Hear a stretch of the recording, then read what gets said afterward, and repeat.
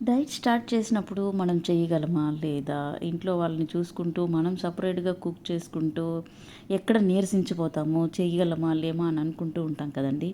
అలాంటప్పుడు ఎట్లో ఒకట ధైర్యం చేసి, ఏదైతే అది అయిందని చెప్పి, ఒక 2 డేస్, 3 డేస్ స్టార్ట్ చేసి చూడండి. రిజల్ట్స్ చూస్తే మీకొచ్చే ఆనందంతో మీరు ఇంకెన్ని రోజులు చేస్తారంటే, ఇంక మెయింటెనెన్స్ డైటు, బ్యాలెన్స్ ప్లేటింగు ఇంక చెప్పక్కర్లా ఆటోమేటిక్‌గా జరిగిపోతాయన్నమాట. సో, ఎప్పుడు కూడా స్టార్టింగ్ అనేదే ఇంపార్టెంట్. మళ్ళీ రిజల్ట్ మీరు వదిలేసేయండి. అదే వచ్చేస్తుంది. ఎక్కడైనా సరే వెయిట్ లాస్‌కైనా గానీ, లేదా ఏదన్నా పని అయినా గానీ, కష్టపడడం వరకే మన బాధ్యత. రిజల్ట్ దేవుడు చూసుకుంటాడు. సో, వెయిట్ లాస్‌లో ఏంటంటే ఒక 10 డేస్ బ్రేక్ అయిందా, వెయిట్ లాస్ అవ్వట్లేదా, దానికి తగ్గట్టుగా కొంచెం ఫుడ్ ప్యాటర్న్ మార్చుకుంటే సరిపోతుంది.